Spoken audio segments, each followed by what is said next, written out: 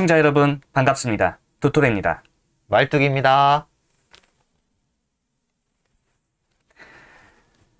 자, 제가 항상 왜? 왜요? 왜? 오늘 컨텐츠의 시작은 제가 이실직고부터 시작하도록 하겠습니다.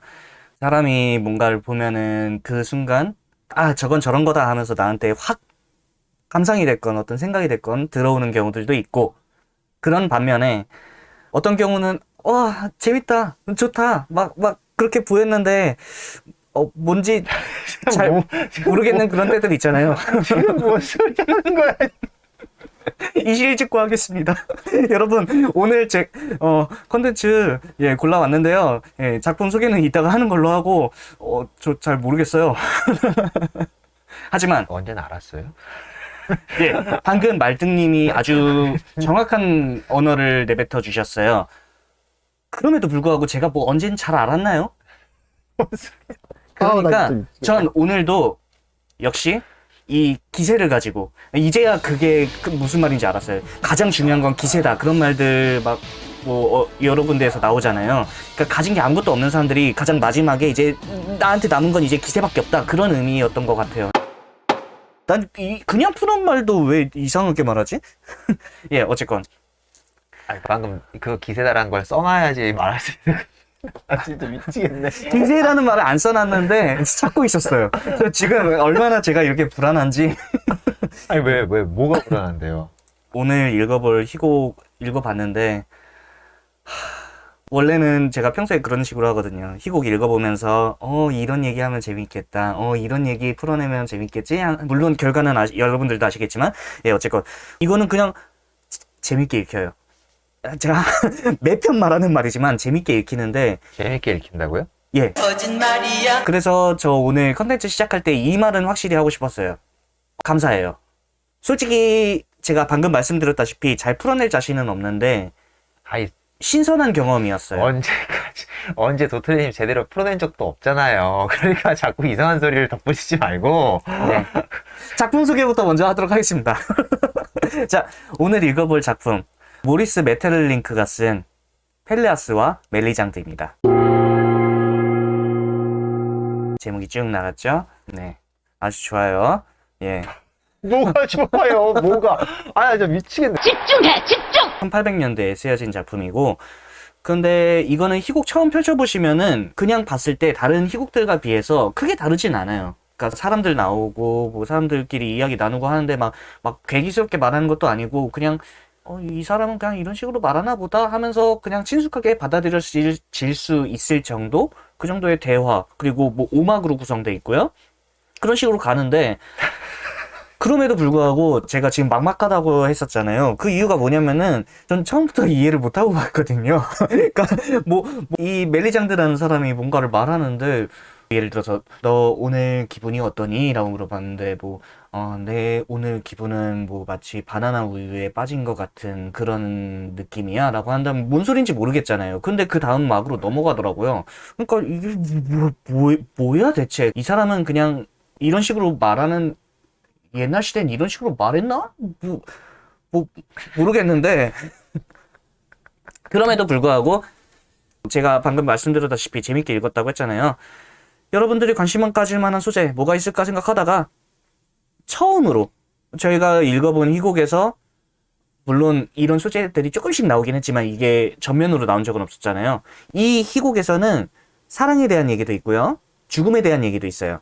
그리고 어떻게 보면은 치정극 같은 그런 요소가 있어요. 불륜도 있고 그런 소재로 만들어진 희곡이거든요. 그러니까 여러분들이 재밌게 보실 수 있을 것 같고,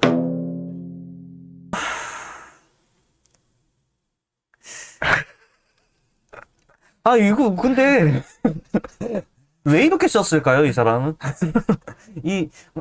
도토리님이시잖아요. 그러니까 도토리님이 설명해 주셔야지. 이 마테를링크라는 사람은 아마도 그랬던 것 같아요. 어떻게 보면 굉장히 추상적이고 그런 것들에 대한 얘기를 하는데, 말을 듣고 나면은 얘가 대충 어떤 상황이구나, 어떤 마음 상태를 갖고 있구나 라는 것이 읽는 독자인 저한테는 오는데, 그 오는 걸 설명해 주셔야지. 그러니까 예를 들어서 그런 말들을 해요. 그러니까 이 극 내내 제일 자주 나오는 말들이 뭐 빛, 그리고 어둠, 그런 말들이 계속해서 나오거든요. 기호라는 얘기는 우리 너무 익숙하죠. 스마트폰에 보면은 뭐 전화 걸기 위해서 옛날에 그 수화기 모양의 그런 아이콘을 클릭하고 그러잖아요. 그런 기호가 뭐 기표와 기의 뭐 그런 말들로 들어가 있는데, 솔직히 기표와 기의가 무슨 뜻인지는 저는 잘 몰라요.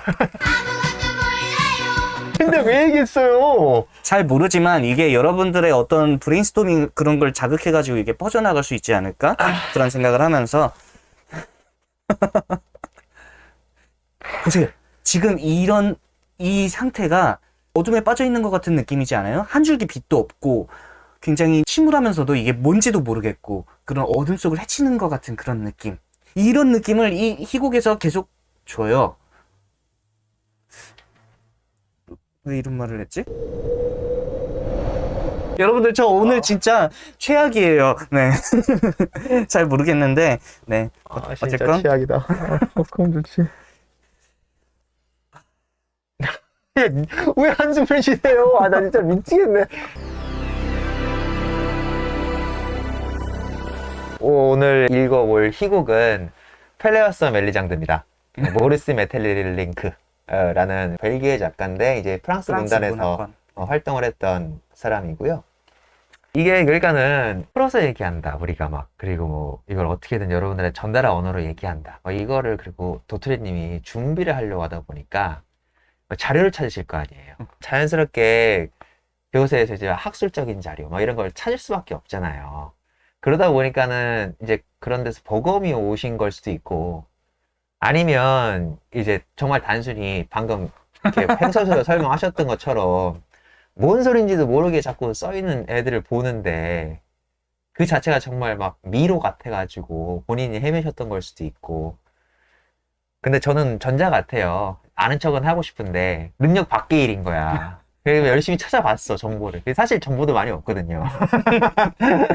이번에 진짜 아무것도 없더라고요. 이게 모리슨 셀링 이 펠리아스 멜리장드라는 것도 이게 그나마 제일 이제 우리나라에 소개도 적극적으로 됐고, 그리고 많이 알려진 작품에도 불구하고 연구가 이제 이전에 읽었던 희곡들에 비해서 많지도 않아요. 그래가지고 지금 굉장히 당황한 겁니다, 지금. 제가 얼마나 이걸 공부하려고 하다 보니까 본 거긴 한데, 저 어디 뭐 미술 강의 유튜브 들어가가지고 뭐 상징주의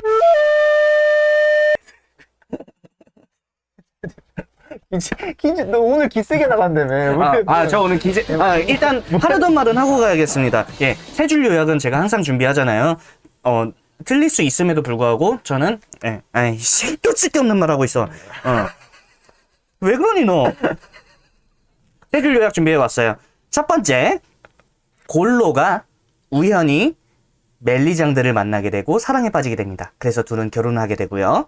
두 번째, 골로의 동생인 펠레아스와 멜리장드가 서로 사랑을 하게 됩니다. 그리고 세 번째, 질투를 하게 된 골로가 이 펠레아스와 멜리장드를 죽음으로 이끄는 그런 이야기입니다. 예. 골로가 이끌었어요?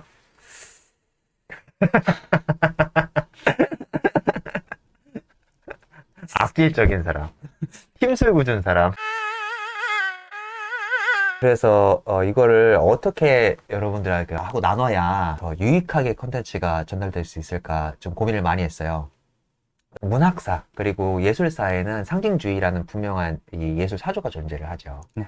그래서 이제 뭐 우리가 뭐 미술로 공부를 하던가, 아니면 뭐 시로 공부를 한다던가, 소설로 공부를 한다던가, 아니면 이렇게 희곡으로 공부를 한다던가 하면 그런 이제 예술 사조를 공부해야 될 이제 그 순간들이 오실 거예요. 예술 공부를 문학 공부를 하시는 분들은 이게 학문적으로 막 딱 개념을 나눠가지고 시기 나눠가지고 딱 해가지고 이걸 이해하려고 거꾸로 들어가려고 하다 보니까, 그러니까 핵심이 여기에요. 거꾸로 들어가려고 하다 보니까는 이게 그래서 뭐지 자꾸 이렇게 어려워지는 거거든요. 그런데 제가 모든 예술이 다 그렇다고 건방지게 그렇게 얘기할 수는 없고, 적어도 극문학 예술 관련된 이쪽 그 역사적 배경과 그리고 그 시대의 사람들이 이제 그 문학을 썼을 때 이 사람들이 왜 이런 문학을 썼을까라는 걸 탐구해 들어가려고 하면 자연스럽게 그 사람들이 그때 당시에 처했던 상황이라던가 역사적 사건이라던가 혹은 어떤 생각의 흐름들이라던가 이런 것들이 철학이죠. 이런 것들을 같이 병행해서 이해하지 않으면 되게 어려운 지점들이 많아요. 그런데 이거를 공부하는 입장에서 받아들이려고 하다 보니까 공부하려고 하다 보면은 개념으로 쓰여 있고 다 개념으로 쓰여져 있는 것을 뭐 철학자들이 또 어려운 용어로 막 또 바꿔서 설명을 하고 그리고 그걸 또 넘어서서 그 예술가 본인이 자기가 무슨 말을 하는지 예술가들은 자기들이 성실하게 설명해낼 의무는 없잖아요. 그러니까 지극히 개인적이고 주관적인 언어로 설명한단 말이에요. 그러니까는 비평가들이 필요한 거죠. 비평가들이 예술가의 그 개인적인 언어를 보편적인 사람들도 이해할 수 있는 언어로 치환해서 이해하기 쉽게 이제 비평가 선생님들이 그걸 글로 풀어서 옮겨주시잖아요. 이 모든 걸 다 방대하게 검토하더라도 이해하기가 힘든데 관심이 없으면.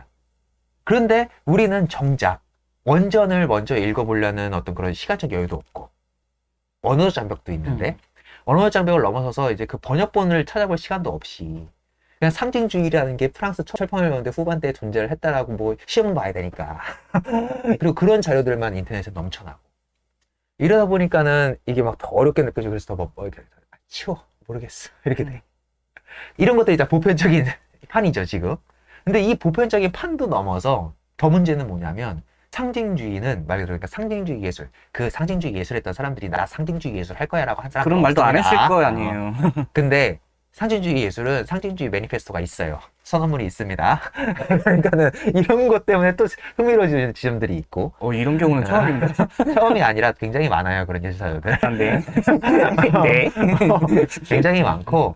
그런데 근데 문제는 뭐냐면 그럼 선언문이고 우리들은 분명하게 이런 예술을 할 거야 라고 했으면 그러면 거기에 맞게끔 선언문이 이해하기 쉽게 써져 있어야 될 거 아니에요. 그 선언문조차 이해하기 어려워요. 이게 왜 이런 문제가 발생하냐면 그러니까 이렇게 이해해 보자고요. 여러분들 요즘에 모르겠습니다. 저는 이제 근데 제가 느끼기엔 그래요. 저부터도 그러니까 시 읽으세요 요즘에? 초딩 지하철에서 몇 번 읽죠. 써 있으니까. 누군지도 모를 네. 서울의 한 시민이 누군지도 모를 사람이 썼던 시들이라던가 그래서 그나마 조금 그 문단에서 유명한 사람이 쓴 것도 붙여놓은 거거나 아니면 뭐 위대한 사람이 썼다는데 그 위대한 사람이 누군지도 모르죠 사실 요즘에. 자, 그러니까는 이런 질문인 거예요 지금. 제가 하고 싶은 질문은 시를 요즘 사람들은 안 읽으니까 이렇게 단어나면 또 안 되나? 읽으실 분들이 있겠죠. 네. 그런데 그러면 이제 그걸 이제 또 차치하고 그럼 우리 이렇게 접근해 봅시다. 상징주의는 프랑스에서 일어난 예술사조예요. 그리고 그것은 분명 미술사나 이런 데서도 각각의 어떤 이런 발자취들 흐름들이 있지만 상징주의 선언문은 시인이 먼저 그 상징주의 선언문을 냈어요. 장 모레아스라는 시인이자 소설가인 사람이 상징주의 선언문을 내고 그 상징주의 선언문을 낸 이후에 이제 중요시하게 여겼던 가치에 맞춰가지고 썼던 일련의 시작을 하셨던 시인분들로부터 시작한 게 상징주의예요. 그래서 그 시가 먼저 출발을 했고 그 시의 그 관념이라던가 혹은 그 선언문에 대한 그 어떤 철학적 사상 이런 것들이 영향을 받아가지고 이제 그래서 이제 미술 쪽에서도 상징주의 미술 분류들이 생겨나기 시작하고 극문학을 이걸 끌어들여서 썼던 사람이 이제 제일 유명한 사람이 이제 이 모리스 메텔링크. 그리고 뭐 폴클로델, 폴클로델은 시인이기도 한데 극작도 하셨거든요. 그러다 보니까 이제 이걸 학문적으로 이게 또 이렇게 어려워지죠. 이게 어려우니까 우리 모두가 다 친숙하게 알고 누구나 한 번쯤은 도토리님도 한 번쯤은 이름을 들어보셨을 상징주의 시인의 선구자라고 불리는 누구도 거기에 이견을 다루지 않는 그 사람이 누구? 프랑스 시인?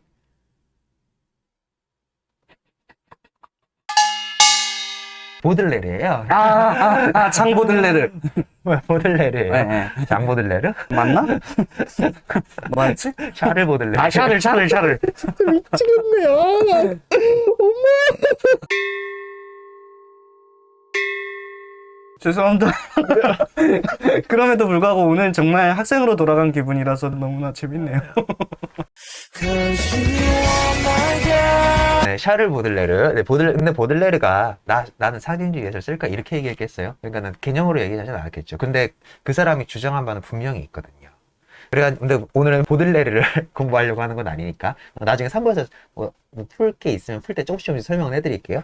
근데 이 시, 그 시가 보들레르가 쓴 거였어? 또 이렇게 또 왜냐면 익숙하거든요. 알바트로스라는 시 아시나? 알바트로스.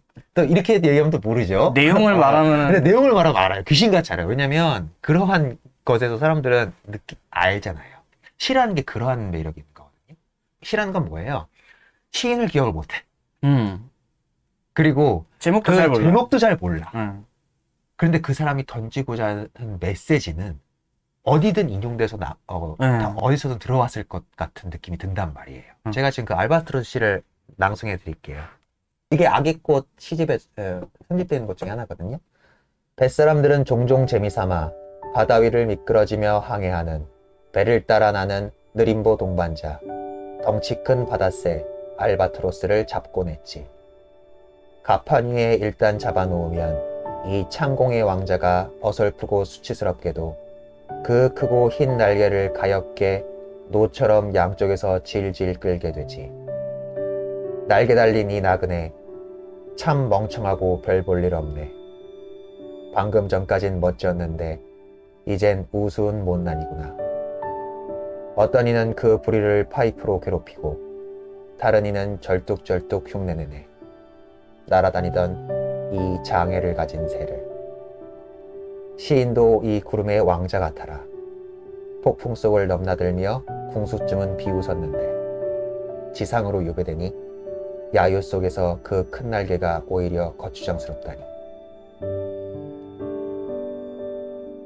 자, 뭔진 모르겠지만 내용을 들으니까 오시죠. 공공기관이나 이런 데 화장실 앞에 가면은 여러분들 큰 신천홍을 아시죠? 알바트로스가 우리나라 말로 신천홍이에요. 그러니까 우리 신천홍이란 말을 많이 안 쓰잖아요. 왜냐면 이게 남반구에 사는 새거든요. 그러니까 볼 수도 없고 많이 쓰지도 않으니까. 근데 뭐 화장실 앞에 가서 문구 같은 거 보면 그런 거 많잖아요. 여러분들 큰 신천홍이라는 새를 아시나요? 이 새는 날개가 하도 커서 하늘에선 창공의 왕자로 불리지만 땅바닥에 착륙했을 때에는 그 큰 날개를 지탱하지 못해 뒤뚱뒤뚱 걷는다고 사람들의 우스갯소리가 됐다고 합니다. 이런 내용들을 막 많이 보잖아요. 좋은 마음, 좋은 생각. 보들레르를 상징주의 시인의 선구자라고도 얘기하지만 보들레르를 현대시 선구자라고도 하거든요. 보들레르는 사실 상징주의 시인으로 묶을 수도 없어. 보들레르는 정말 대단한 사람이에요. 그 사람의 개인사는 정말 엉망진창이지만 그 사람이 써냈던 시가 진짜 현대적 감성, 그리고 그 이전의 고전에서부터 그 이어져지는 가교, 그리고 그 가교 역할을 넘어서서 섰던 이 어떤 감각시, 정형시, 이게 분리선으로 나누는 그 모든 시작 범위들 있잖아요. 그걸 다 쓰셨던 사람이라서 상징주의 시인이라고 딱 꼽집어 얘기할 수는 없지만, 지금 제가 그 알바트로스 시, 이게 굉장히 제일 많이 유명하니까, 제일 유명한 건 아니지만 그 중에 하나니까, 이거 딱 이 시를 들으면 무슨 메시지를 던지려고 하는지 오시죠? 풀어보세요. 무슨 메시지를 받으셨어요? 맞는지 모르겠는데 그 알바트로스가 멸종은 아직 안 했죠. 정말 멋있게 날 수 있는 그런 새인데 이게 인간들이 자꾸 잡고 막 그래가지고 뭐 얘가 살기 어렵게 해가지고 뭐 그런 걸 괜히 뭐 피어내지도 못하게 뭐 만드는 뭐 그런 얘기 같이 느껴졌는데. 그렇게 느껴졌어요? 네. 그럼 됐어요. 어? 이게 시가 요구하는 거거든요. 자, 여러분들, 우리는 시는 학교에서 공부하면 잘했잖아요. 그리고 그거를 뭐 수능이든 뭐 학교에 뭐 중간고사, 기말고사 따면서 뭐 정답을 찾으라고 하는 이런 거, 그리고 이런 비판들 벌써 20년 전부터 나오고 있었잖아요. 근데 원래 시를 즐긴다는 행위는 문제를 풀어서 해답을 찾는 과정이 아니거든요. 시를 읽고 혹은 느끼고, 혹은 이제 보들레르는 이제 공감각 이런 걸 굉장히 중요시하는 사람이기 때문에 읽고 느끼는 걸 넘어서 맛보고 듣고, 그리고 이제 만질 수도 있다라는 이런 관념까지 막 뻗어나가는 사람이거든요. 그렇게 생생하게 살아나야 되는 거예요, 시 언어라는 게. 보들레르가 강조한 게 그런 거예요. 그리고 그것이 생생하게 살아나서 지금 이 시를 들으신 여러분들, 제가 또 제 목소리 들었기 때문에 그것조차 이미 해석이 한번 들어갔겠죠. 그러니까 문자로 만나야 돼요, 사실. 이렇게 해서 본인이 만났을 때 메시지를 받았다면 그러면 그 시는 성공하신 겁니다. 이게 현대적 어떤 예술의 개념에 제일 잘 맞잖아요. 현대적 예술 우리 모두 그렇게 받아들이고 있고, 내가 좋아하는 예술가, 그리고 내가 좋아하는 예술, 거기서 내가 어떤 메시지를 받았으면 그건 나한테 소중한 것 이라는 것을 지금 그 누구도 반대하지 않잖아요, 이 개념에. 이러한 포문을 쳐여는 이 보들레르고, 상징주의자들이 바랬던 게 그거예요. 이들은 본질, 진짜 리얼한 정수, 그런 것들을 표현해내고자 했던 사람들이 이 상징주의자들이거든요. 근데 그것이 뭔지는 자기들도 모른다고 얘기해요. 솔직하게. 그럼 자, 왜 이렇게 얘기했을까, 이 사람들이? 그리고 왜 그런 예술을 했을까? 이런 게 궁금해지죠, 이제. 네. 그러니까는 제가 지금 느닷없이 시를 왜 읽어드렸느냐? 그럼 이렇게 생각해 볼 수도 있어요. 시가 이 상징을 표현하기, 왜냐하면 시라는 것 자체가 고도의 이 압축성. 이걸 하려고 하다 보니까 자연스럽게 압축된 언어로 이 모든 그 메시지를 전달하려고 하다 보니 당연히 그 압축된 언어는 어떤 언어를 쓸 수밖에 없어요. 고도의 상징을 띤 언어를 사용할 수밖에 없다고요. 그렇게 암시될 수 있게 사람들에게. 그래서 지금 시를 읽어드린 거거든요. 요 관점에서 오늘 읽어볼 이 펠레아스와 멜리장들을 보시면 보입니다. 근데 그 보이는 게 뭐가 보이는 게 정답이 보이는 게 아니라, 그러니까는 이번 컨텐츠는 딱 이렇게 얘기할 수 있겠죠. 제가 설명을 해드릴 거지만 그 설명 또한 지극히 제 주관적인 해석인 거예요. 왜냐하면 성진주의자들은 해답을 바라고 쓰질 않으니까. 그들이 알려주고 싶은 건 뭐냐면 진실이라는 게 있다는 거예요. 딱 그거 하나예요. 본질이라는 게 있다는 거예요. 우리의 시작, 우리의 극시작, 우리의 이 희곡을 보고 네가 본질적인 무언가를 느꼈으면 그게 정답이다 라고 제시하는 거예요. 알바트로스를 제가 읽어드리고 지금 설명해 보라고 했지만 제가 여기 설명을 또 덧붙이지 않았잖아요. 이유는 그 느낌 그대로까지가 정답인 거예요. 그 사람에게. 그래서 비판이 심한 겁니다. 너무나 지극히 자의적이잖아요. 너무나 지극히 자의적이고 너무나 지극히 개인적인 것이라서. 그런데 우리나라 이 시 교육의 이 폐해는 뭐? 이 지극히 자의적이고 이 자의적이고 이 지극히 개인적인 것에 누군가가 정답을 달죠. 여기서 알바스트로스가 의미하는 것은 그래서 1번, 2번, 3번, 4번, 5번 중에 고르를 달라고 하잖아요.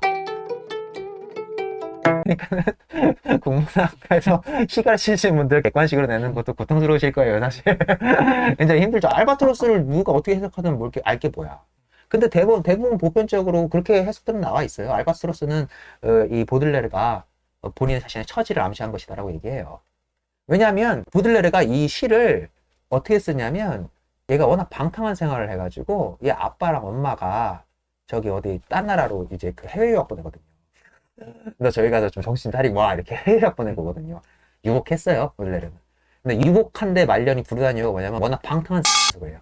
그래가지고 방탕하게 계속 뭐 집안 탕진하고 사니까. 그러니까 유학하러 인도로 보냈나? 그래서 보냈는데 인도 캘커타로 보내려고 했나? 보내려고 했는데 가다가 얘가 도저히 못 참고 중간에 이 경유지에서 환생해가지고 돌아와요, 다시. 근데 이 환생해서 돌아오는 와중에 그 백합판 위에서 내려앉은 알바트로스를 본 거예요. 그래서 뒤뚱뒤뚱 거리는데 막 사람들이 막 아이고 저 뒤뚱거리는 거 봐면서 막 조소하고 이런 모습을 보면서 거기에 자기의 천혜를 빗댔다. 이렇게 후대 학자들은 그렇게 해석을 달아주시는 거죠. 그의 개인적 경험담에서 흘러나온 이야기니까. 뭐 근데 이런 것까지 다 알아야지 이제 정답을 다는 이런 거. 이제 이렇게 읽으면 재미없잖아요. 근데 저는 알바트로스를 읽고 딱 보고 느낌이 와요. 언제나 야유의 대상이 돼서 움츠러드는 나 자신. 제가 가면을 쓴 이유 중에 하나가 그거거든요. 저는 제 얼굴을 당당하게 까놓고 제 얘기를 했을 때 그 후에 올 비난이 무섭습니다. 그래서 저는 숨어요. 이 가면은 저라는 사람을 세상에 내놓기 위한 저만의 어떤, 그러니까 이 쉴드예요. 그렇게 저는 이해했거든요. 그러니까 이 보들레르 이 사람 굉장히 소심한데? 이렇게 느끼는 거예요. 이 시를 딱 읽고. 세상 투덜이구나. 이 세상이 나라는 사람의 진심을 알아내지 못하는 것에 대해서 알바트로스라는 애를 빗대어가지고 투덜댔구나. 저는 이렇게 느꼈거든요. 그렇게 느끼면 그렇게 느끼는 대로 그냥 느끼면 끝인 거예요. 그렇게 시를 즐기면 그만인 것이거든요. 그래서 우리는 더 유화적인 세계로 돌아갑시다. 이제 우리는 보들레르 얘기를 할 게 아니니까 이렇게 성을 뗐으니 이 모리스 베틀리크가 그럼 왜 유명한가? 펠리아스랑 멜리장드 때문에 유명한 게 아니에요. 모리스 베틀리크는 왜 유명해요? 공부 그래도 좀 찾아보셨으면 그 정보는 보였을 것 같은데. 파랑색. 그래요, 여러분들 파랑색 봤어요? 파랑색? 요즘 젊은 애들은 모를 수도 있어요. 왜냐하면 파랑새라는 게 저 어릴 때 굉장히 유명했던 동화예요. 왜 유명하냐면 우리나라의 이제 그 애니메이션, 이제 일본에서 이걸 애니메이션화 했거든요. 그래가지고 애니메이션화에서 할 때는 치루치루와 미치루라고 이 치루치루 미치루는 아시는 분들이 있을 거예요. 치루치루 미치루로 번역돼서 온 경우도 있어요. 그리고 우리나라에 그 양혜은 씨인가? 파란 나라라는 노래 맞나요? 네. 어쨌든 그 노래 중간 가사에 아. 치루치루 파랑새 이렇게 불러요.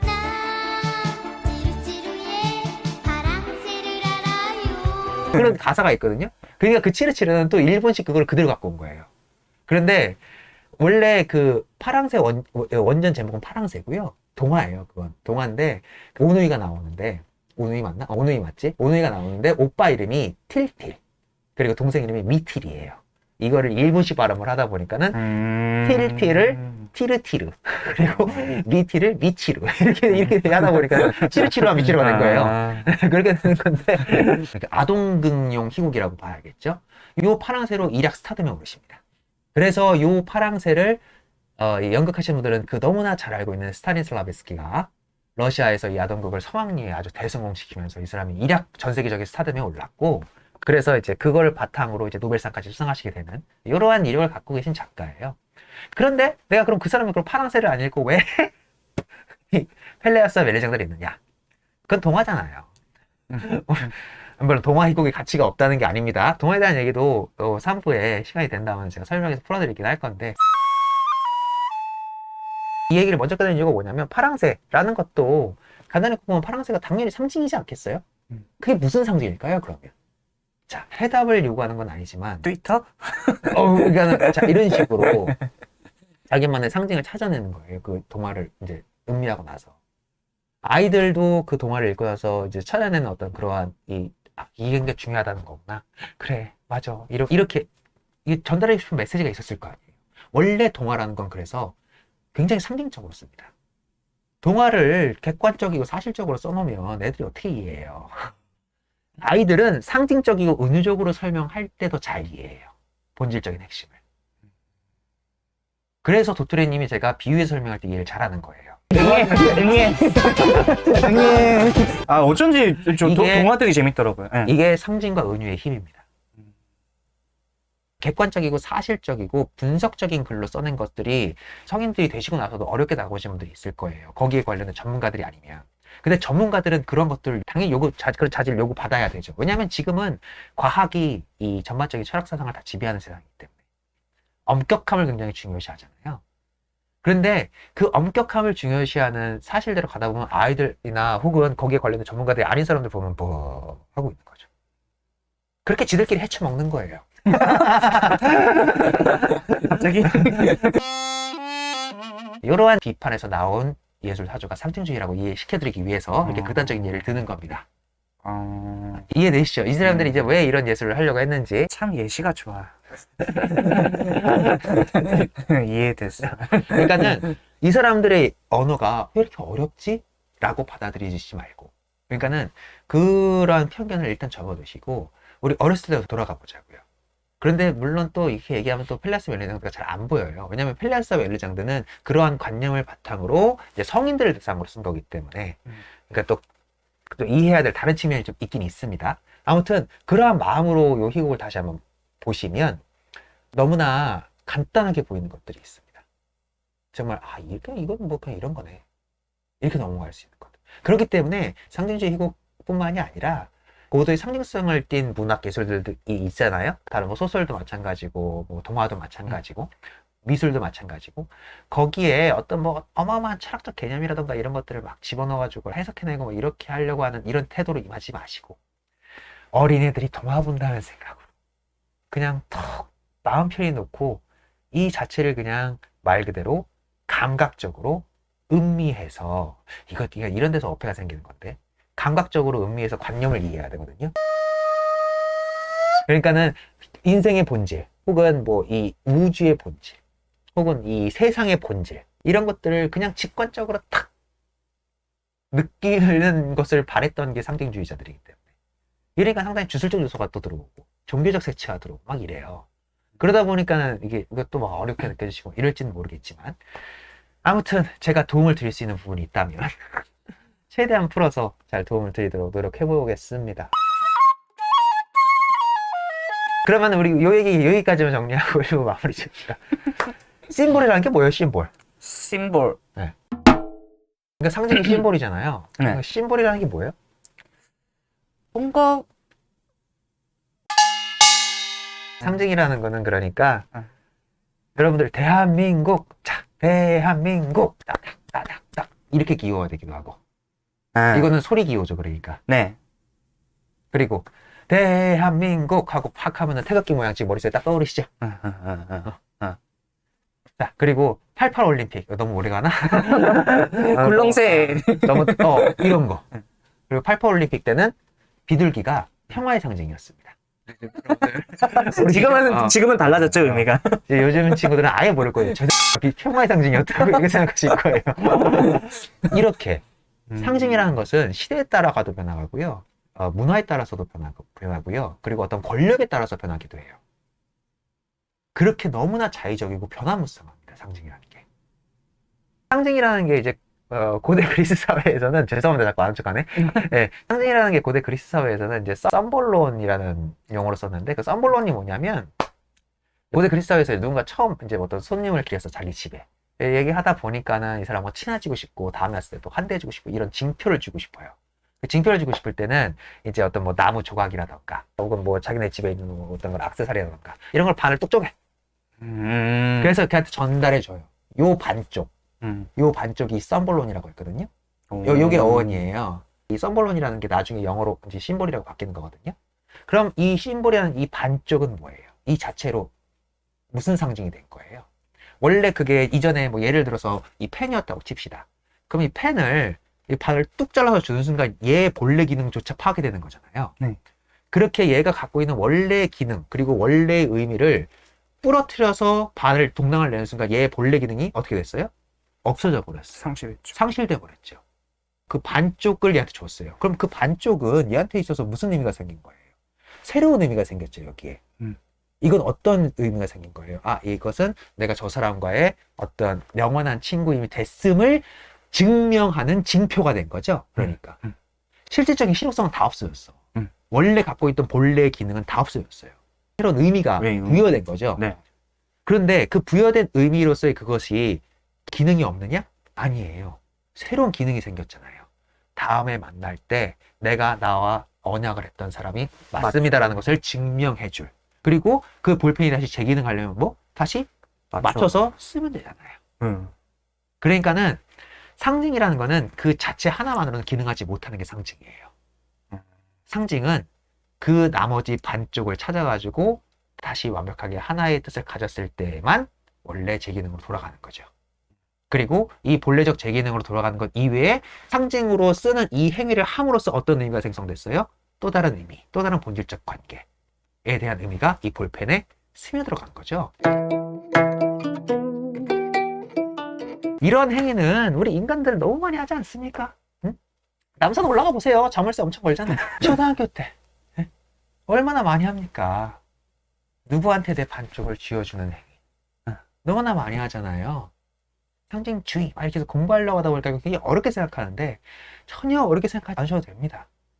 일상생활 속에서 여러분들이 하는 모든 언어 행위가 굉장히 다 상징적인 언어라는 것을 우리랑 같이 이걸 읽고 나면은 그냥 알게 되실 겁니다. 일상생활에서 너무 많이 써요, 상징적인 언어. 예, 이렇게 1편을 마무리하고 다음번에 더 잘 준비해 보도록 하겠습니다. 항상 이렇게 석고대지하는 마음으로 하게 되네요. 네, 본편에서 더 재밌게 다시 만날 수 있도록 하겠습니다. 지금까지 왜 말을 마무리시요? 입에서 얘기해요. 2편에서 뵙도록 하겠습니다. 네.